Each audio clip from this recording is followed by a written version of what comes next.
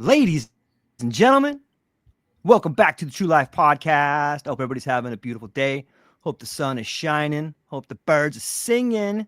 I hope the wind is at your back. Tommy Kerrigan, ladies and gentlemen. Tommy Kerrigan.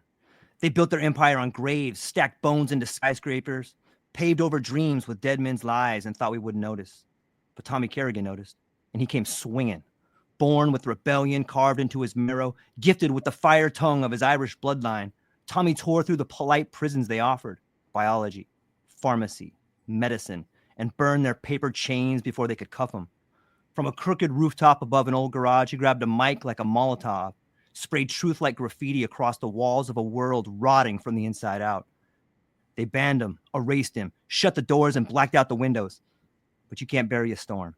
You can't muzzle a mind that games across star systems and sees high rises as tombstones scratched out of deaf sky. Tommy is a cracked mirror, a mad prophet, a workhorse rebel dragging broken truths through barbed wire and throwing them bleeding at your feet. He wears grief like armor, his brother's ghost stitched to his chest like a battle flag, a promise that from ruin, he'll raise something fierce enough to matter. This isn't a show, it's a jailbreak. It's a fistfight in the graveyard of dead ideas. Welcome to Tommy Kerrigan, where every word is a brick through the stained glass illusions, and the walls of the old world are coming down, spray painted, blood smeared, and loud. Tommy Kerrigan, thank you so much for being here, my friend. How are you? I'm gonna clip that and send it to the guy that I've had a producer for all of like a month. I'm gonna send that to him. That's the best introduction. People always ask me like, "What's your background?" I'm like, I do a podcast. Like, but before that, I was like, college. I have no idea how to. That's the best like hype up I've ever had. That's probably like the best introduction I've ever had. Legit. That's how I see you, man. I'm gonna use it. Yeah, no, I'm gonna literally gonna send it to my guy. That's fucking awesome. I appreciate that, dude. Brother, man, I'm stoked on what you do, man. And like I've been listening to you for a long time, man. I was a UPS driver for 25 years, and when I came across your podcast, I was like, this fucking guy gets it, man. But more than that, like I love the fact that you have walked away from the ideas that society told you should be, and you did it at a young age. You did it at a pivotal age in college. You're like, fuck, this isn't for me. I can't do it, man. Like that takes a lot of guts. But then moving forward, you got this channel on YouTube. You're crushing. You come out against COVID and the censors. Everybody shuts you down, man. Like, right? Yeah, just blown up, man. Same thing on X, man. You start speaking your mind, and guess what? These people start clamming you down, man. I want to know, what have you learned by that? Like, what have you figured out by speaking truth to power at a young age, regardless of what the perceived consequences might be? Yeah, I mean, to step away from, in college and do that. I mean, that was December 2013. I decided not to go to med school. I didn't start the podcast till December 2019. So that was like 6 years of really kind of like losing all of my friends, like really everything, unemployed. I mean, and then, the whole trial with my brother. But like so when I start like screaming about the podcast, it's not that it's 5 years old. It took 6 years to get to the point where I started it. And then this is like the New Testament. I'm like, there's a whole background story, but everyone has their own fucking woe is me, not important. To answer your question, what I've learned really through a baptism by fire, you really can't, and you will care, but you can't. It's okay to say like every day I try to like say something out loud that I'm grateful for. And some days I really don't mean it, but I still say it just to say it. Like a lot of days I actually do pretty, like anything you work at, you get better at it. I'm like, oh, I'm thankful for this. And then sometimes like yesterday I was kind of feeling flat and I was just like, thank you that I'm not paralyzed. I was like, how great is it to like walk around? I'm like, that would suck to not be able to walk. And I'm like, thanks God. Like that's a real one. So stuff like that to do better at whatever it is that you want to do, to know what you're going to do, you have to, it's my point is the point of me saying that is, and sometimes I don't mean it. Sometimes I'm like, thank you for a warm bed. I don't actually give a fuck. I'm not actually grateful, but I'm like, just do it every day. Do it every day. So a lot of days you cannot care what people think. some days you're really going to care, but you still have to tell yourself, I don't care, because it's a good process to go through. So the point of all of this is to say, if you know it's true, if you know what you're doing is true, and that sometimes you really do have to gauge it. You're like, you don't like, I follow a lot of parody accounts on Twitter because they're so great at how angry they get people. Like there's one that there's a guy that like parodies Ed Krasenstein, who's just like a bleeding heart leftist, anti-Trump, and he comments on everything. So like, whenever there's like a racial crime, he's always like, this wasn't as bad. White people kind of deserve it. And people go insane in the comments. And like every once in a while, you'll see someone come back and go, I didn't know this was a parody account. Like, salute, sir. And so my point is you got to first make sure that you are going into something where martyrdom is worth it. You don't want to go out of parody. So like, you do have to gauge something. And if you really do know, and for me, it was going up the chain of command and like eventually finding the doctor that invented the fucking vaccine. And I'm like, this guy says it's not good to take and that the censorship is immoral. That's like your verification. You go, okay, it's not a parody account. It's worth kind of quote unquote dying for. Just take that example and apply it to really anything. And that, if you know it's right, you just have to do it. And I know that's like such a cheesy, simplistic, just do it. But I mean, really, just do it. And you're probably going to get banned. Most people are probably going to start to hate you. There's going to be that little voice in the back of your head that goes, man, you didn't even have to go along with COVID. What if you just didn't cover it? That's not technically condoning it. But you still know that's dishonest to yourself.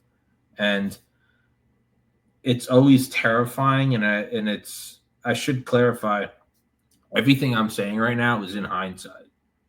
Like when it's happening, up until this day, April 28th, 2025, just sitting outside meditating, I'm still just like, fuck, how am I going to fucking make this thing work? Like it is every day. And then I always, when I can slow my mind down and just try to stop thinking and just kind of observe. Every year, I always tell myself, if I had gone back 1 year ago today and just told myself everything that would happen over the next 12 months, I would not have fucking believed it in terms of growth, in terms of good, in terms of personal strength. And it's been that way every year since I started the podcast. And then every year I go, but last year was different. This upcoming year, I'm fucked. And then I get to the second one and I go, okay, well, the last 2 years have been a pretty insane roller coaster of miracles. But I'm truly fucked now. The third year, you're like, wow, 3 straight years of just God's bounty. Unfortunately, I'm done for. 4 years, 5, and even now, I'm like, even as I'm saying this, the irony is lost on me that I really do like. I couldn't pass a lie detector test if I told you everything's going to work out. I'd say I don't really fucking. I'm going to keep trying. I'm not going to give up. But no, I mean, the last 5 years have been a fluke. Now I'm fucked. And you and I will talk in a year. And I'll be like, man, dude, the last year is insane. This happened. This person introduced me to that person, which led to this. Now this is working. You're going to be like, so are you feeling better about the show? I'll be like, no, it's over. It's done for. It's correct. So very long-winded answer is like, do your verification. Make sure it's not a parody account. If it's worth martyring yourself for, do it. Don't seek out shit to martyr. That's stupid. That's attention grabbing. But if you come across the lines of something, you know it's wrong. And man, if it is your job, like you and I, we do media. If you're delivering pizza, it's fine. You don't need to like die on the hill of COVID. I get it. You probably need the job. Like that's you don't need to interview Dr. Malone. Like you're delivering door. That's fine, dude. Do your thing. But if you're in what you and I are doing, and you look around, and you see other people not doing it, you know it's wrong. You do know it's wrong. And you can't rely on bigger shows should do it. I don't know anything about him, so I'm not gonna just like talk shit about him. But there was a clip of like Tim Pool that went viral like a year ago, and it's him kind of berating his guest because his guest is like, I actually want to talk about like the VAERS COVID vaccine. And he's like, no, you don't know what it's like. Like, you know, I literally have to like reach out to YouTube every once in a while and be like, is it okay if we put this up? Because if not, I'm going to get banned. And in my mind, I'm like, you've got millions of subscribers. Yeah. Now, if I didn't have a show or if I had a show and I wasn't doing the right thing, I shouldn't be able to cast a stone.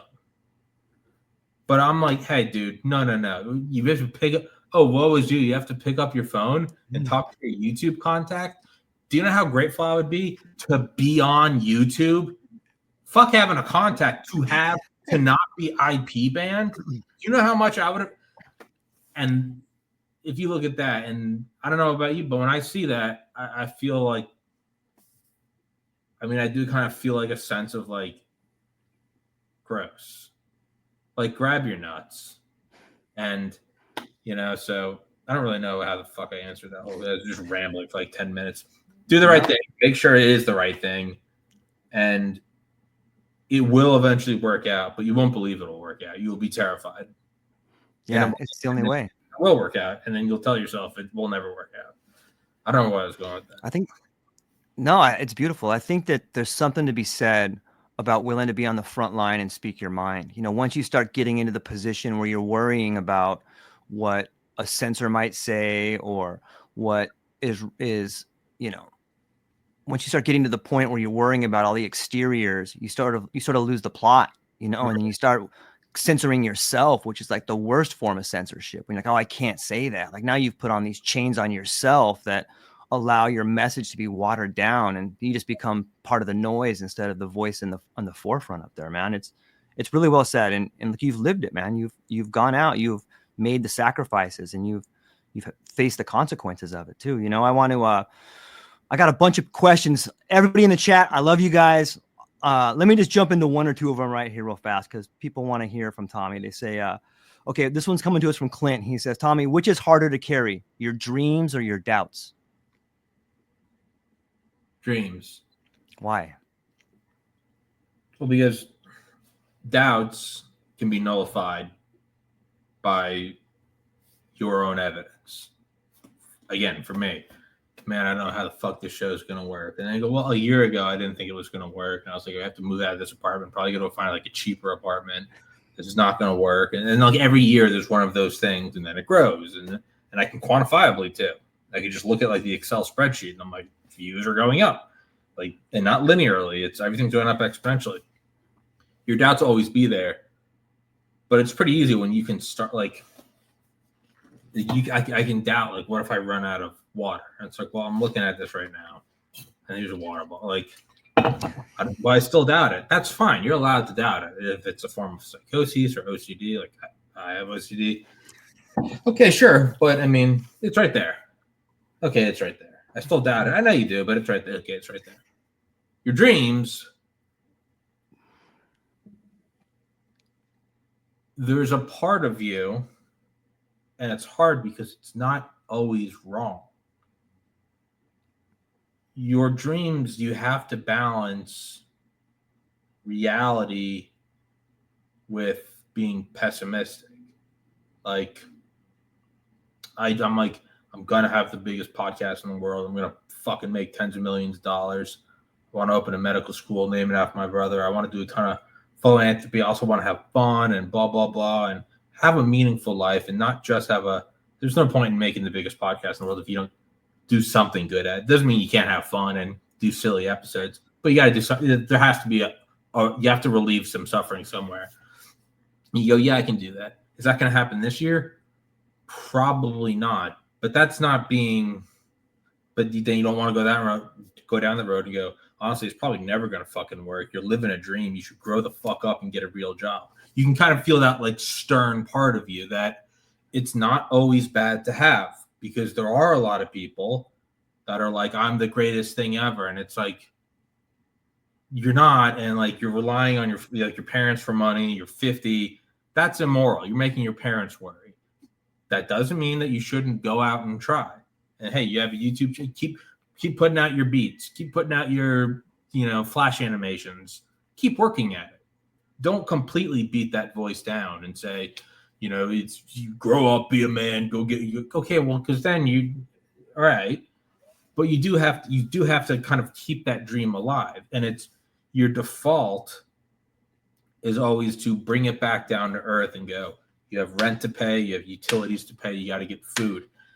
And it's difficult because it's not like an OCD psychosis where you can actually nullify it entirely. You go, every day you're worried that your water is going to run out, and it's right there. And it's never once run out in your life. You don't know anyone who's ever died from dehydration in your life. It's a first world country. That's something where you can go, okay, it's always wrong. Don't listen to it. Being realistic about your dreams is not always wrong. But you do got to supplement it. Maybe you got to go get a part-time job. You can keep doing the podcast. And in time, it does look like it's growing. Keep that dream alive. Stay positive. Don't listen to anybody. But be realistic about paying bills. So because of that, it's very hard to keep the dream alive. And sometimes when I'm having a really hard time seeing how it will work, I will finally tell myself, kind of like I was saying earlier about being grateful. Sometimes if I don't even believe it, I'll just be like, for the sake of it, I have socks. Cool. All right, thanks. Sometimes if I really can't see how it will work, if the pouty little voice is like, see, it's gonna fucking work.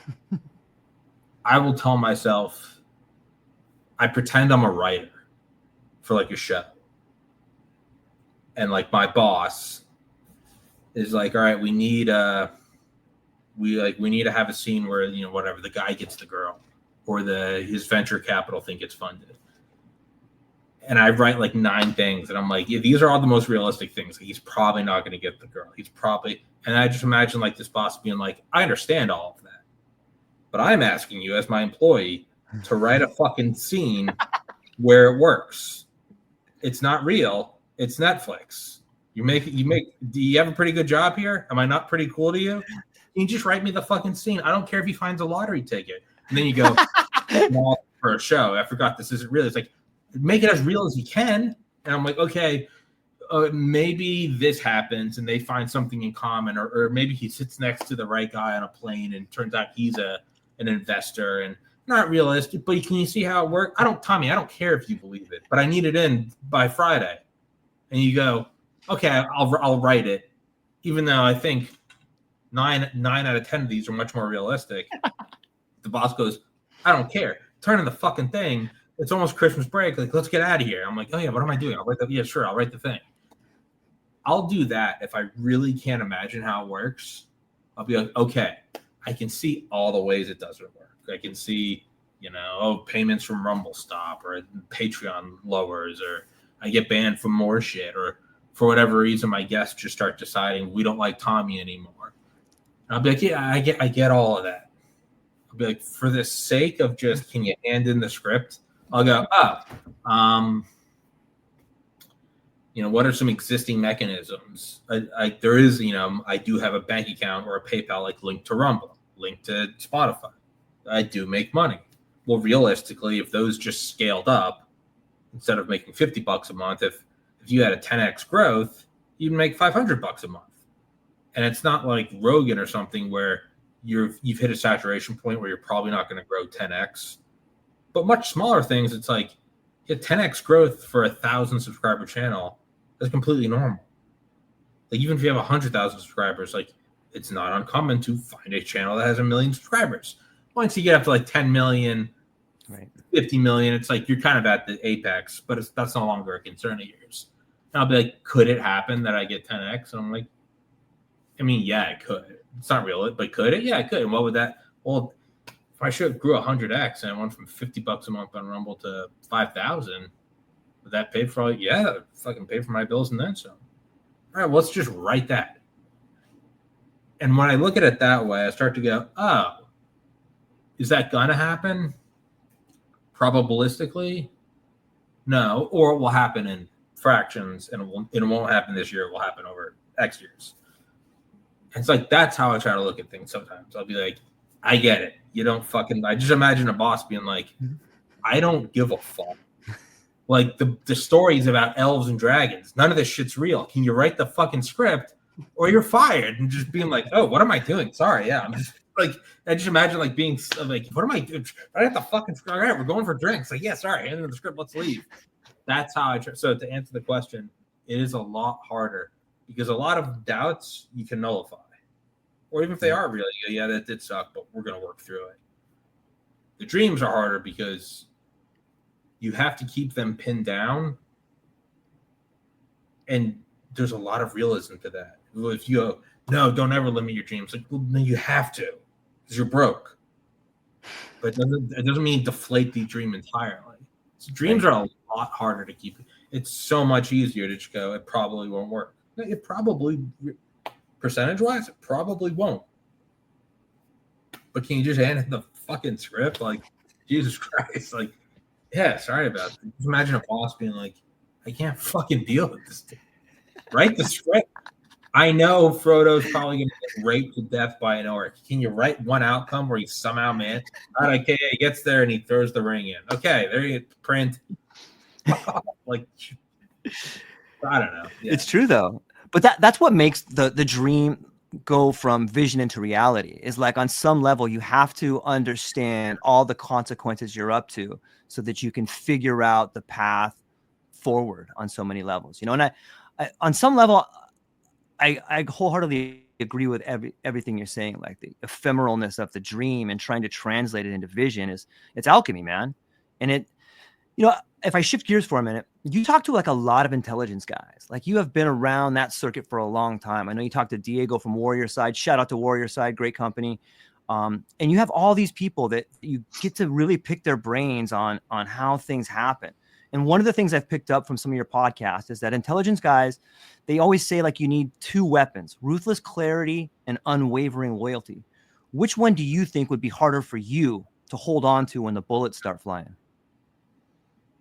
Ruthless clarity or unwavering loyalty? When bullets start flying, you mean like as like metaphorically for the show? Yeah, like, however you want to take it, man. I mean, for the show or for in, you know, up to you, man. When life throws you challenges, which ones can you hold on to? Which one's harder? Clarity. Because you can fall back on loyalty. You can go, it's the same thing. It's going, I don't know how it's going to. Clarity is, I can't see how the thing works. Right. Loyalty is going, but I'll write the script because the boss is asking for it. Okay. The podcast somehow grows. I'm at 50,000 subscribers. Can it grow 10x? It absolutely can. Could you go from making 500 a month to 5,000 a month? You absolutely could. Yeah, I see that. And what's loyal? Get up, go to the gym, do the show, be on time, do the show. Okay, do I see how it works? Not like in my bones. How do I want it to work? I'd like for it to make a ton of money. I'd like to find a girlfriend. I'd like to have a wife. I'd like to get a dog. I'd like to not always be freaked out about the next month's rent. I know that financial implications or stresses never go away, but I'd be a little more happy if I just knew it was like, you know, like, yeah, I have some savings. That's the clarity that I can see during meditation or prayer.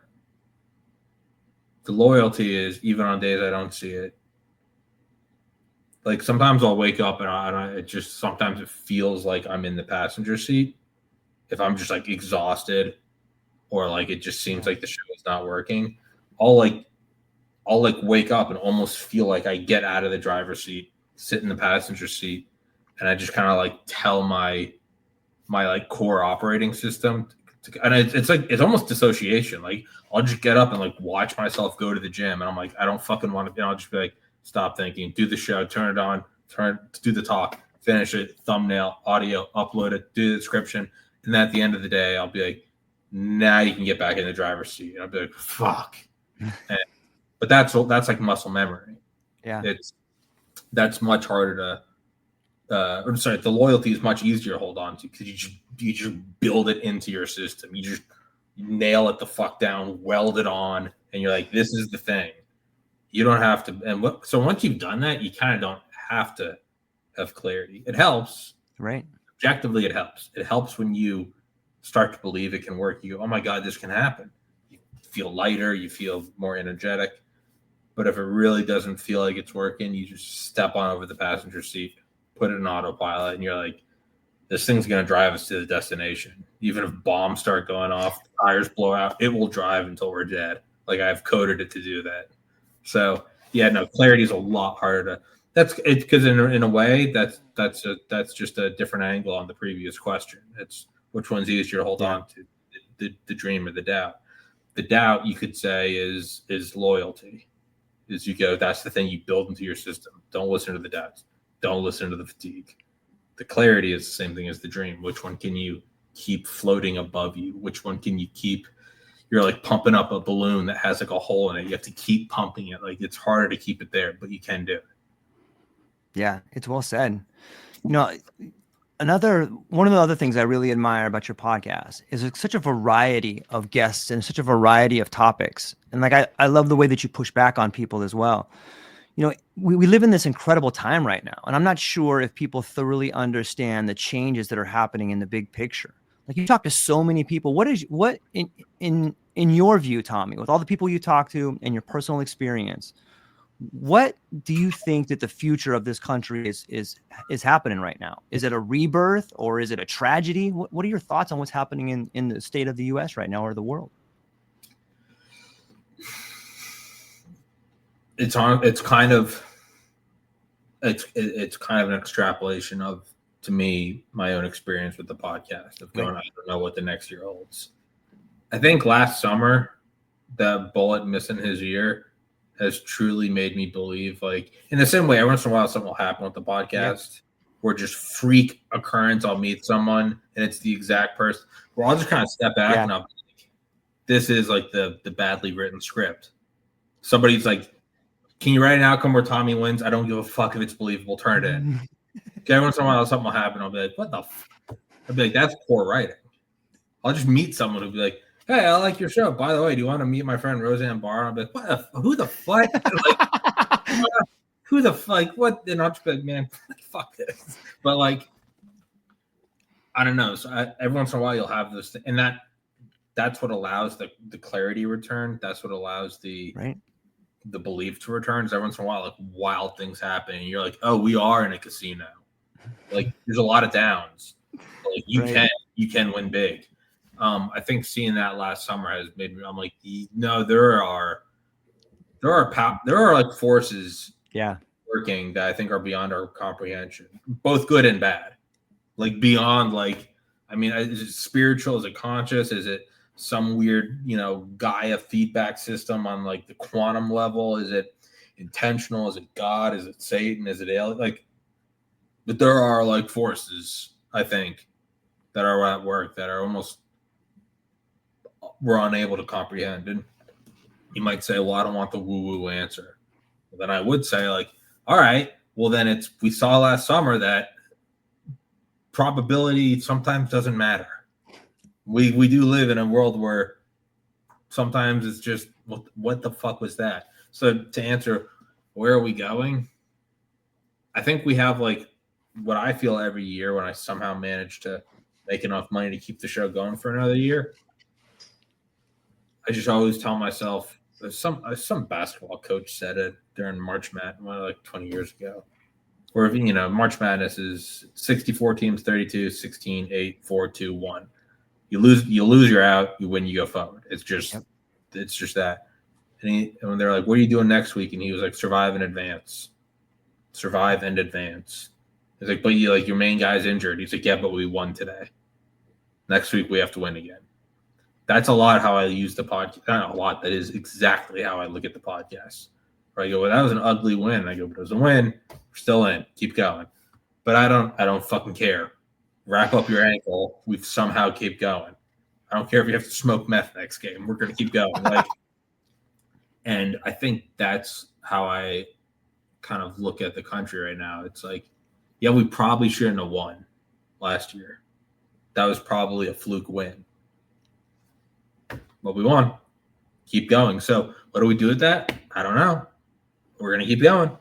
And I hope it's like the podcast where I go, I don't know, man. But, every year it seems to keep working. But there does kind of seem to be, for like lack of a better phrase, like the indomitable human spirit. Like there does Yeah. seem to be something where it's like, oh, we're that picture, like hold fist up. It's like that a millimeter to the other way, we're probably in some form of like a prolonged civil war, if not world war. But we're not. We're just here. So like, I don't know. I'm hopeful though, because it's. And here's the other thing with the clarity and loyalty and blah blah blah blah blah blah.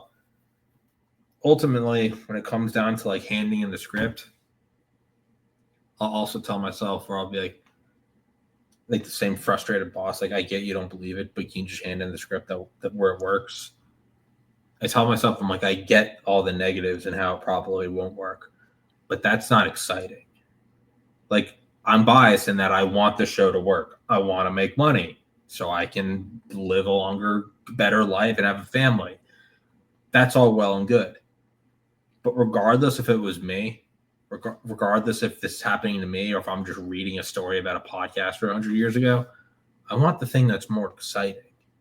Like, regardless of good or bad, regardless of personal interest, like, which one's not exciting? Well, it's realistic. Well, what is it? It's like Escape from Tarkov is a video game I'm playing, and it's all right, but it's so realistic.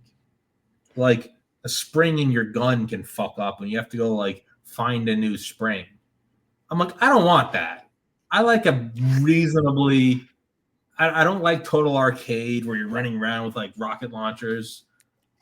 But like if I do like it when it's like you get shot and it's like your health is down 10 and like that's it. Instead of like your left tibia is fractured. I'm like, I don't fucking and it's like it's realistic. I'm like, I get it's realistic, but I'm not playing a game to be realistic. I'm playing a fucking game. I want a decent amount of like, oh, the bullet drop in the windage. I'm like, I'm not a sniper. Just got like it's 9 p.m. on a Tuesday. I'm so tired. I just want to run around shooting. I'll tell myself, I'll be like, which is the more exciting one?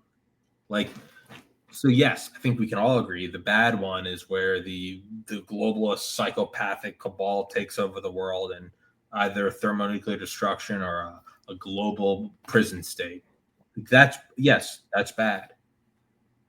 It's also not exciting, regardless of like us. Well, yeah, we're very biased. We live now. Forget that we're alive now. Pretend we're just watching Earth. It's not, 1984 coming true. Okay, what a boring. Oh my God, yeah, the top-down control system and there's no freedom. How quickly are you clicking out of that movie? You're like, yeah, I get it.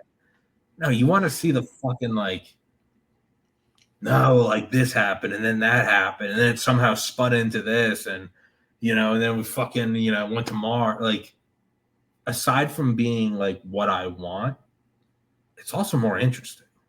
Like, I don't. The bad guys win. Yeah, I mean, like it's okay, cool, but it's gay and stupid. I want to see something like no. Trump somehow survived, and now Elon Musk is like people are like firebombing his cars, but he's using AI to like cut the propaganda machine of the U.S. government. You're like, what the fuck? Like, that's something where you're like, I'll watch the next episode. Sure. Like, what is like I'm biased in that it's what I want, but it's also like it's what I would watch. I'm like, this is all right. What happened? And then this happened.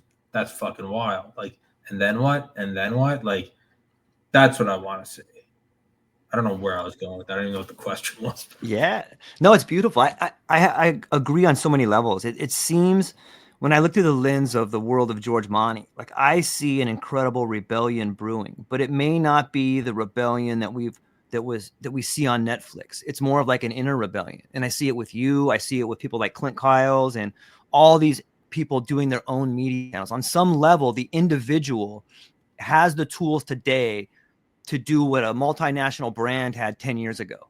And it's incredible to see the direction each individual is taking it. And in doing so, I feel like each individual is sort of becoming the best version of themselves. And that's what gets us out of this chaotic world of top-down authority. Is like, look at all these people taking their power back for themselves, getting on the mic, whether it's a studio above your garage or in a third room or wherever it is.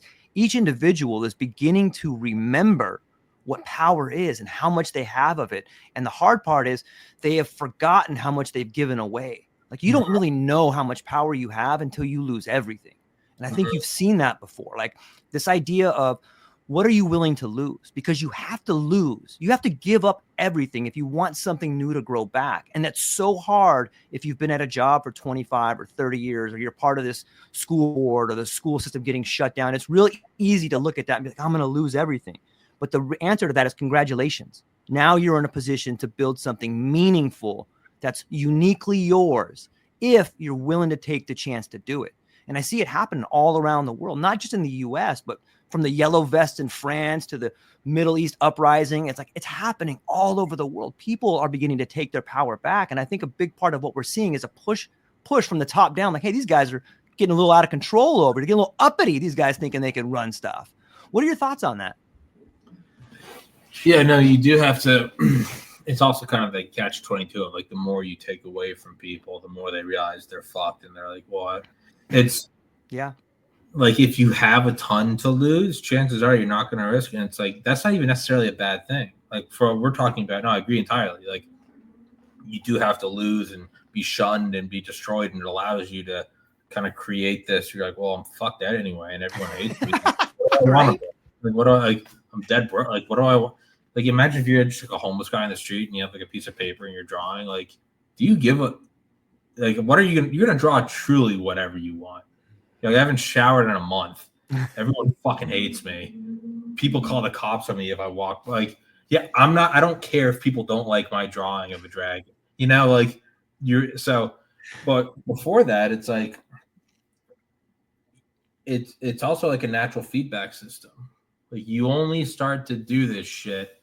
You only start to get wild and uppity when it's all been taken away and you're being threatened. Yeah. And it's like, well, so when people have comfy jobs, that means they're placated. I'm like, yeah, and it's not a bad thing. It's not right. Placation isn't just like the edgy, oh, it's the opiate of the masses. No, I get in a lot of ways it's bad. You're scrolling Netflix, you're just jerking off, like, you're not doing anything. Like, I get that, where that is a sedation. But it's also kind of the sign of, like, a moderately well operating society. It's like, well, no one did this in the 50s. It's like, well, you could also just graduate high school and go work at the Ford plant and provide for a family. They didn't have a reason to protest because their lives were good. That's not a bad thing. Yeah. You could say it's opiate of the masses. No, it's a guy he's probably just an average dude. He's like, I got my wife, got the kids, car, go camping on the weekend. And I'm not going to riot against Eisenhower. It's not a bad thing. It's bad when everything is fucked and you're still sedating people with fentanyl or McDonald's or TikTok or whatever. But so in one sense, it's like a natural feedback system. It's like, well, how do we get the people to stop rioting? You can do brute force, which never works. You can do like knickknacks and, phones and computer. That kind of works. What's like the best way to really quell shit? Fucking give everybody like a job. Literally just like what's the evil master plan for Trump to, reduce pushback? I'm gonna make sure everyone makes $80,000 a year and can afford health insurance. Bum bum bum. Like, huh? If that's how you get most people to shut up, I would take that in a fucking heartbeat. I would take $80,000 a year. You want me to stop fucking questioning our involvement in Ukraine? Like, no, I wouldn't do that. I know you wouldn't. I know. I was just thinking, I'm like, that's horseshit. To stop saying, I don't know, like the word faggot. I'm like, yeah, I'll give $80,000. Sure. Like, sure. What do I? Right? I say because it's like I just like to poke the button. I'll stop saying retard for $80,000. Yeah, I don't. There's no like moral stance on that. I don't fuck give me the money. But like, so for that, and then there's also the sort of like desperation though. It's also like, yeah, a lot of people, they're gonna start swinging for the fences when there is nothing else to lose. They don't have any money. They give every penny away. Like Department of Homeland Security, like FEMA is like purposely, remember those leaked texts, like purposely skipping houses with MAGA flags. Then on like the day of Hurricane Helene, Blinken comes out and announces we're building a railroad in Sierra Leone. When you start to see that, and it's not even some abstract, like the government doesn't care about you. It is like people, it's like National Guard preventing people bringing in dried food. When it is just in your, I'm hungry, house is destroyed. Hey, Tom, I got a blanket and some water, and a guy with a gun stands in between you two. There's really no room for interpretation. And that's why you have people kind of just going wild. And one way you can do it is like, well, you know, it used to be to go wild. It was like, it was a big commitment. It meant you grabbed a gun and you went and you did something. And it's either it's a mass shooting or you went to assassinate. You don't have to do that to go wild.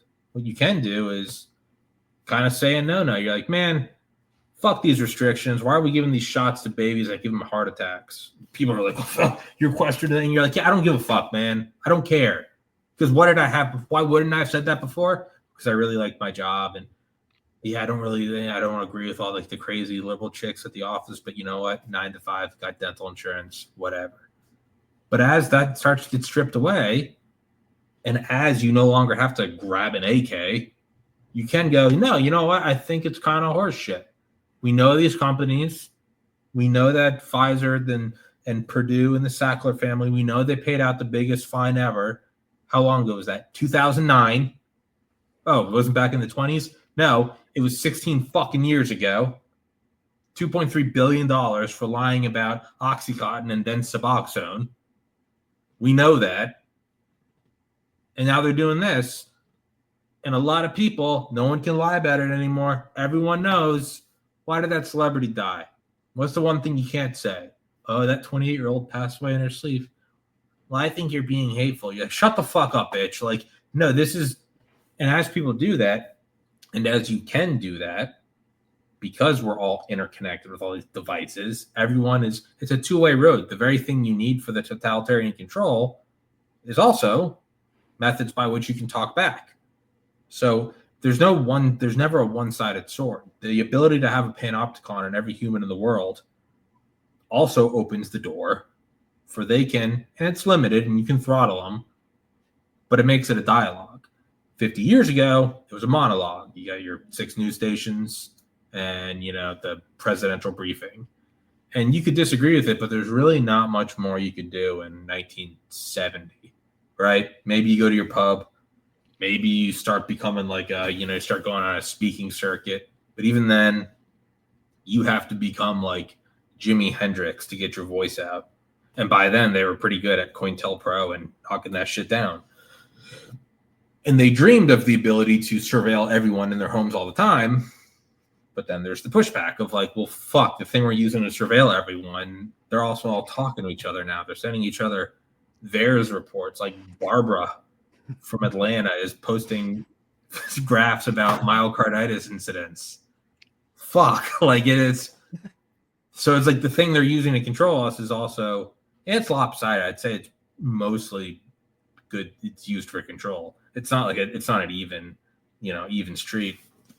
But as you get that, it's like the other thing. It's like you no longer, if you wanted to get a point out in 1940 and no one was listening to you pretty much had to like build a bomb.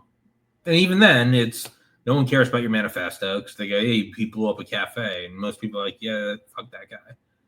But now, I mean, even 20 years ago, you had to be Snowden or you had to be Assange.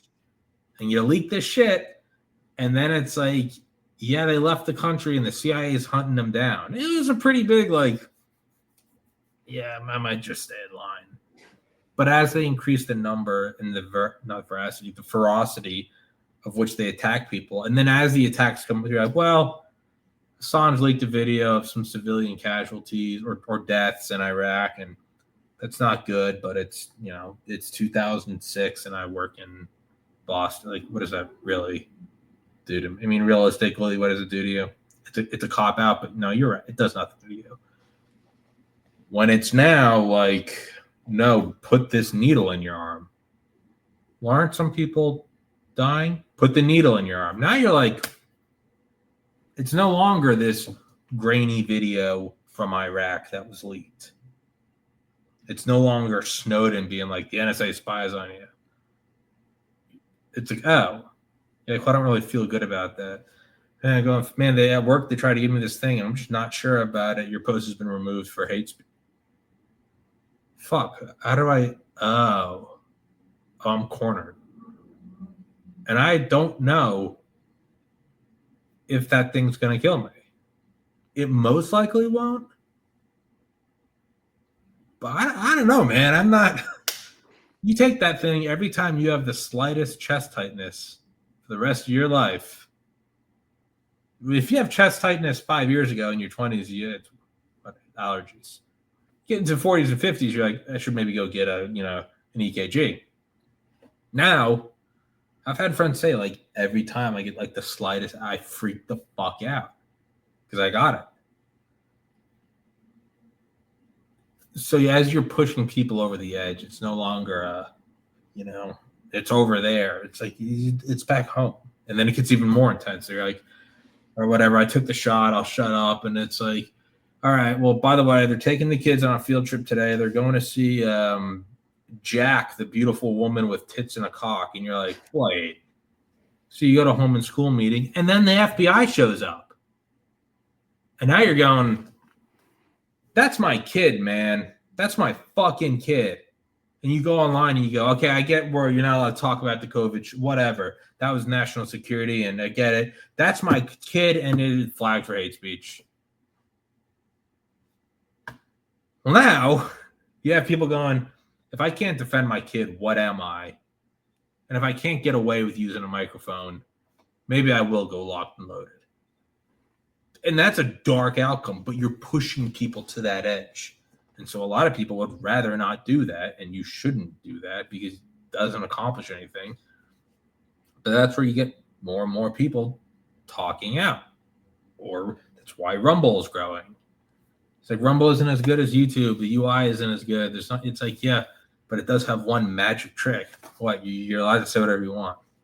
Like, not even like call for bombings. No, you're allowed to say, yeah, I didn't get the COVID vaccine. And then just go on about you're allowed to leave that comment and then just go to the next video. There's a reason. Hasn't Twitter grown like 80% in terms of traffic? I wonder why. What is it? Does it do something really good? Yeah, I'm from a different planet. Could you tell me real quick about what is it? Do they offer like 8K video in real time and virtual reality goggles? And what is it about? Oh, you can write text. Like an email? Yeah, like a 1990s email. Like in America Online? Yeah, it's kind of like AOL. Why is it so big? Because that's kind of all people want is just to be able to talk. What about so Facebook's metaverse must really be taken off, right? That virtual now, absolute boondoggle. A lot of people got fired. I'm sure probably some of them were killed. Like, and Twitter it's 140 characters. It's actually quantifiably less capable than AOL. You can write whatever. There's a limit. AOL didn't have a limit. Oh, damn.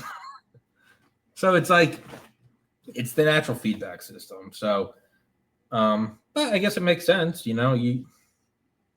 It's either a last hurrah or it will work. And we'll sidestep this, and humanity will go marching on. Back to the doubts thing. Whenever you have a doubt about the future of humanity, you can say, actually, the water's right here. Well, it's gotten this far through crazy shit. They killed Jesus, bubonic plague, wildfires. They thought the world was flat, and then they went to the edge and like, Jesus, what is this? Like, we've invented nukes, somehow have gotten away with it. Like we keep going. So it is written in that like we will keep going. So it might be that this is just if you could look at it with a supercomputer, it might just say like, this happens over the millennia, where it gets to a breaking point. People realize it's at a breaking point and there's nothing to lose. So they all start acting up. And sometimes it turns into centuries of turmoil, or sometimes it's just a quick Trump won. But it just keeps moving forward. So, I mean, is it a bright future? I don't know. I'm a lot more optimistic than last year. Now I look at it, I'm like, oh, this thing actually might keep going. I don't know though. I don't know. Man, it's really well said, man. It's a great answer. You know what? Both you and I have faced our fair share of tragedies in our family. You know, I've lost my son, you've lost your brother, my wife has cancer, and so many Americans and people, just people around the world are facing these things. And there's a question that I ask myself sometimes, and I set it up to ask you a similar question. So if your brother could sit across from you right now, no time, no distance between you, and he asked you not, what are you fighting against, but what are you building? What would you tell him?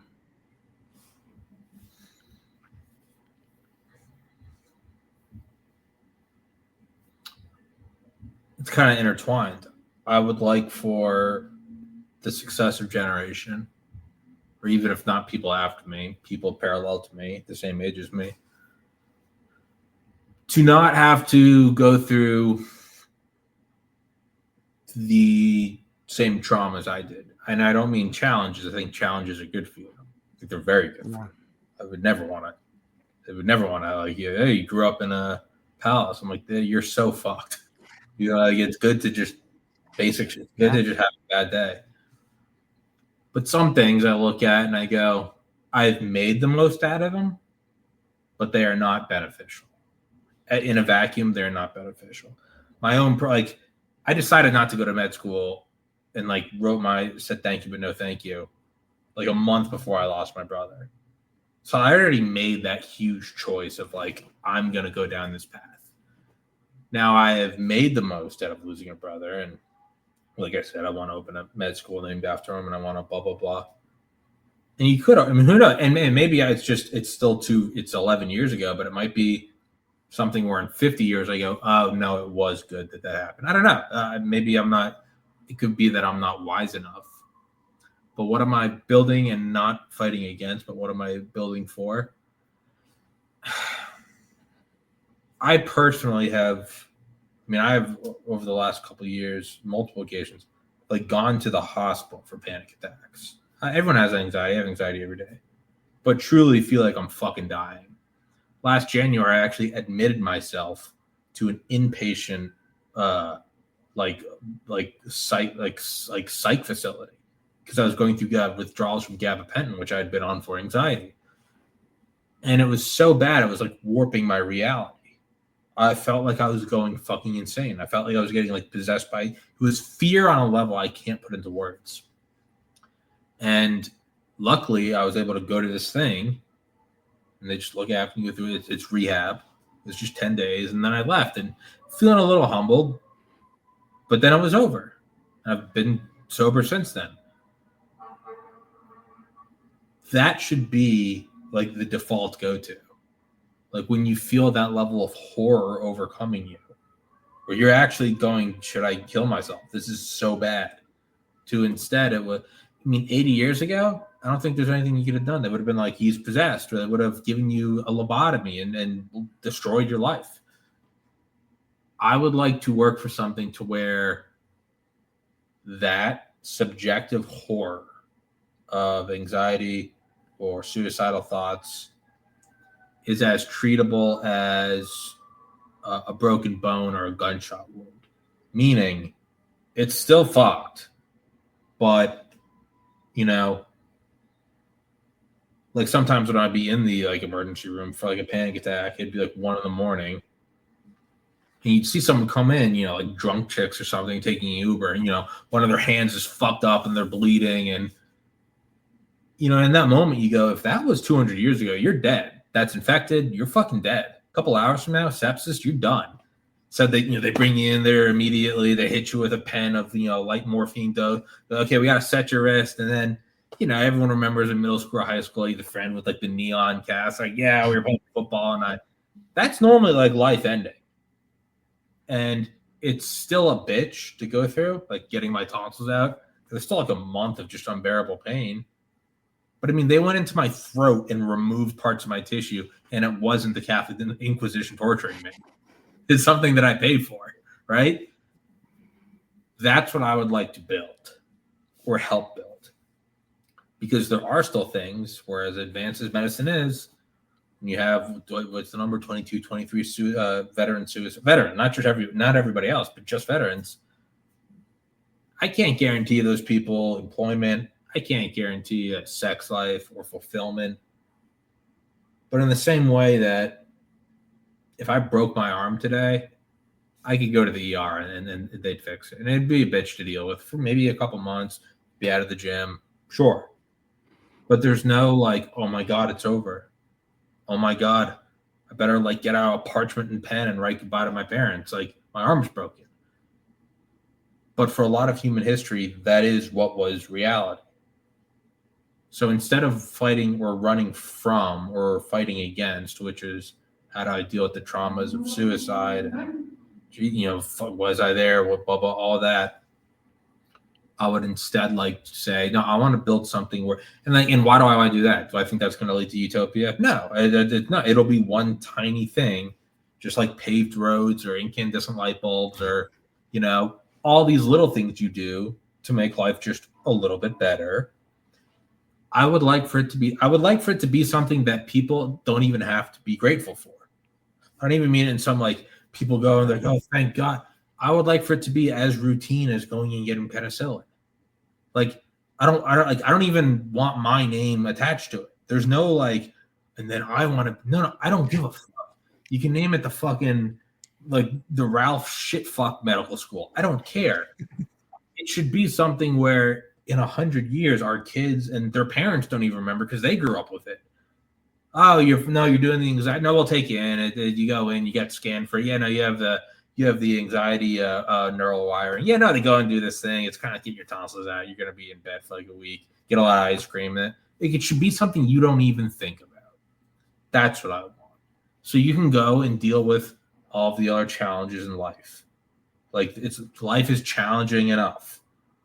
It's good to be like, oh yeah, I got to finish my Z-Pack. I got a chest thing. It's not like, oh, thank you, respiratory God. Like, I don't even want all that dramatic, romantic bullshit. I want the loss of someone to suicide to be as unrelatable as your friend dying because they put too many leeches on them to bleed the spirits out. Like that shouldn't even be a thing. About that because you're like, we learned about that in social studies. That's what I wanted. Like, so to me, it's like, that's what I want. There's not, for me personally, it will be like a beautiful thing of like, I did that. I named it after my brother. I'll enjoy that. My immediate family will enjoy that. And that will be therapeutic for us. But for most people, I mean, who invented the microphone you're using? We're both wearing glasses. Do you know who invented glasses? I don't even know. I have no idea. Ben Franklin wore them. I don't think he invented them. But you know how great it is to be like, I can't see. I can. So now I got my lives of like, now I can see the horror of my own life in better vision. Like, so like, that's what I want it to be. I want to facilitate something that makes life easier to the point where you don't even realize there's something that made it easier. It's like when the Secret Service does their job, you don't even know they're there. You hear about big shit like a shot fired. They don't publicize every little security breach. If you don't hear anything, they're doing the job. They're doing it very quietly. That's good. That's fucking good. That's what I want. To add something to the world. I want this exact exchange to happen in 100 years. Like, who invented what's the thing you go in for when you're little, the anxiety? Oh yeah, I know that. Like, they do like a preemptive like electromagnetic zap, and it helps avoid the neural patterns that lead to suicidal. It's what was his face? I don't fucking remember. Yeah, man. Can you imagine being alive back then? Fuck that, bro. Like, that's all it should be. I don't want any like I don't want it on my name. There's no ego. Like, that's what I want. And then they will have some present thing. And they'll be like, one day, I don't want people to even know about how annoying it is to get Mars dust off your spacesuit. Like, that's what it should be. So that's what I would say is like, that. Just better to the point that I want to be old and go, you kids don't know, you're so ungrateful. That's how I know I will have made it. Is if I'm angry at them for not being grateful. That means life is advanced and everyone's life is better. If I'm a grumpy old piece of shit, that means I did well. I don't know. I love it, man. It's a beautiful answer, man. We're coming up on this hour, man. But before we land the plane, where can people find you, man? What do you got coming up? What are you excited about? Rumble, Tommy's Podcast, Spotify, Tommy's Podcast. I never schedule guests really past like a week out, and I never have any notes for every show. So when people ask me like, "What's coming?" I'm like, no idea. Truly have no idea. I have no fucking idea. I'm going to ask you, what are you dreaming about tonight? I don't know. If I could control that, I would. I have no idea what's coming. You have as good of an idea. I have no fucking idea what's coming. Terror, pure horror, unfathomable darkness and misery, followed by brief miracles, or just Tommy's Podcast on Rumble. I don't know. Ladies and gentlemen, go down to the show notes. Check out Tommy's podcast, man. He's coming up on 1,800 episodes and a lot of great content out there. I hope everybody enjoyed it. Tommy, hang on briefly afterwards with everybody else. Hope you have a beautiful day, and thanks for joining us. Aloha.